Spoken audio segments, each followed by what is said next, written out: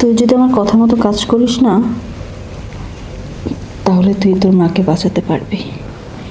কারণ তোর মাকে বাঁচানোর জন্য অনেক টাকার প্রয়োজন। নজরুল, আয় নজরুল। জি ম্যাডাম। তাড়াতাড়ি এখানে আস। আসছি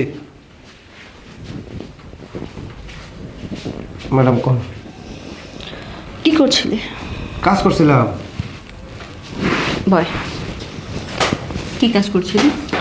ওই যে ফুল গাছে পানি দিয়েছিলাম, তারপরে ঘাস কাটছিলাম। আরে মোটামুটি তোর অনেকটা বয়স হয়েছে, কিন্তু তুই যে এত পরিশ্রম করিস আমার তো খুব খারাপ লাগে। কি আর করার বল, তোর যেই কাজ সেটা তো করতে হবে। হ্যাঁ ম্যাডাম, আমাদের তো পরিশ্রম করার জন্য জন্ম হয়েছে, এর চাইতে বেশি কিছু আমরা আশাও করি না। আশা করিস না আর করতে যেসব করিস না আর করতেও যাস না। তোকে একটা কথা বলার জন্য ডেকেছি। বলে।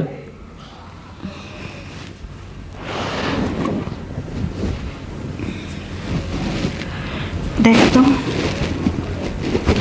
আমাকে কেমন লাগছে। আমি দেখতে পারবো না ম্যাডাম। কেন পারবি না? এখানে তাকা। আমার মতো এরকম একটা স্মার্ট মেয়ে, তাও কিনা তুই যে বাসায় কাজ করিস, বাড়ির মালিক, তোকে এত সুন্দরভাবে এক্সপ্রেশন দিয়ে দিয়ে দেখাচ্ছে, আর তুই সেটা দেখবি না? না ম্যাডাম, কারণ মনিবের দিকে চাকরের কখনো তাকানো যায় না। কে বলেছে তাকানো যায় না? চোখ দুটো কেন দিয়েছে? যদি কাজে না লাগাস তাহলে চোখ রাখার কোনো দামই রইল না।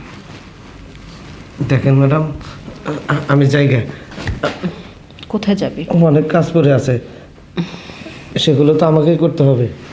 বাড়ি আমার, মাস শেষে বেতনটা দিয়ে আমি যখন যা বলবো সেভাবেই চলবি, তাহলে দেখবি প্রতি মাসে তোর স্যালারিটা বাড়বে। আর তাছাড়া তোর বয়স হলেও না, তুই মানুষটা খুব ভালো, তোকে আমার খুব ভালো লাগছে। এর জন্য তোকে আমার রুমে ডেকেছি, তোর সাথে একান্তভাবে কিছু সময় আমি কাটাবো।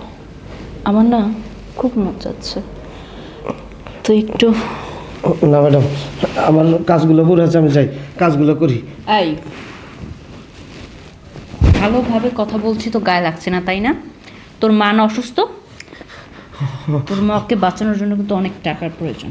ম্যাডাম, তুই যদি এখন আমার কথা মতো কাজ না করিস তাহলে এই বাসা থেকে তোকে বের করে দিব। না ম্যাডাম। তখন কোথায় কাজ করবি, কোথায় টাকা পাবি, আর তোর মার চিকিৎসা ওষুধ কিভাবে কিনে দিবি? না ম্যাডাম, আপনি আমার কাজ থেকে বের করে দিবেন না, তাহলে আমার মাকে আমি চিকিৎসা করাতে পারবো না। আমার মা চিকিৎসা বিনা মারা যাবে। তাহলে রাজি হয়ে যা।